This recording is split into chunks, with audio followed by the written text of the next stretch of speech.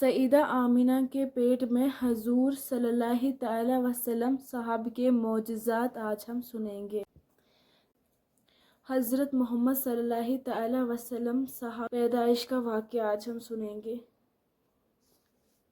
रखा जब मेरे नबी ने दुनिया में कदम तो पत्थर तक कलिमा पढ़कर मुसलमान हो गए। प्यारे नाजरीन, हजरत आमिना रजी अल्लाह ताला अन्हा फरमाती हैं कि जब मेरा बच्चा मेरे पेट में था तो मुझे बड़ी अजीब अजीब चीजें नजर आती थीं। अगर मैं घर से बाहर निकलती तो एक बादल का साया मेरे ऊपर आ जाता और मुझे धूप बिल्कुल महसूस न होती। अगर मैं पानी भरने के लिए जमजम के कुएं की तरफ जाती तो रास्ते के पेड़ अपनी टहनियां मेरे सामने झुका देते, जैसे मुझे सलाम कर रहे हों। मैं हैरान होती कि ये सब सिर्फ मेरे साथ ही क्यों हो रहा है। जब मैं जमजम के कुएं के पास पहुंचती तो नीचे का पानी अपने आप ऊपर आ जाता और बिल्कुल मंडेल तक भर उठता।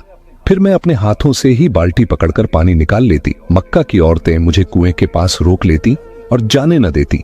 वो कहती, ए आमिना, तुम थोड़ी देर और यहीं खड़ी रहो, वरना तुम्हारे जाने से पानी वापस नीचे चला जाएगा और हमें पानी भरने में बहुत मुश्किल होगी। इसी तरह हजरत आमिना रजी अल्लाह ताला अन्हा फरमाती है कि मैं सुना करती थी कि जब बच्चा पेट में होता है तो माँ को बहुत तकलीफें झेलनी पड़ती हैं।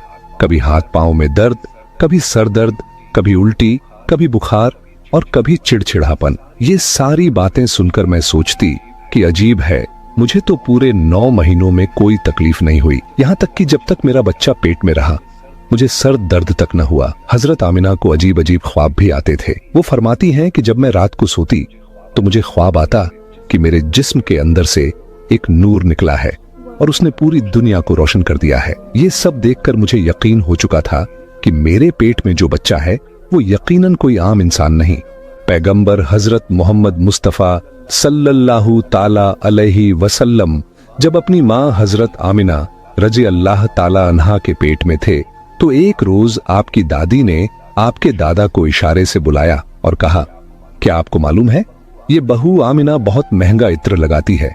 मैं तो परेशान हो चुकी हूँ, आप जरा आमिना से इस बारे में पूछिए। ये सुनकर आपके दादा ने कहा, इस बारे में तू ही पूछ लेती, तूने क्यों नहीं पूछा? तो आपकी दादी ने कहा, मैंने कई मर्तबा कोशिश की, लेकिन जब भी मैं आमिना के सामने जाती हूँ तो उसका नूरानी चेहरा देखकर खामोश हो जाती हूँ। आमिना के चेहरे पर इतनी चमक आ गई है कि मैं कुछ पूछ ही नहीं पाती, आप ही जाकर पूछ लीजिए। ये सुनकर आपके दादा ने कहा, तू औरत जात है, घर में रहती है, लेकिन मैं मर्द हूँ, घर से बाहर निकलता हूँ, मक्का में कुरैश का सरदार हूँ। जो भी मुझसे मिलता है पूछता है, ऐ अब्दुल मुत्तलिब, तुम्हारे घर से इतनी इत्र की खुशबू कहाँ से आती है? और हाँ, एक अजीब बात यह है कि इत्र की खुशबू वहीं से आती है जहां आमिना जाती है।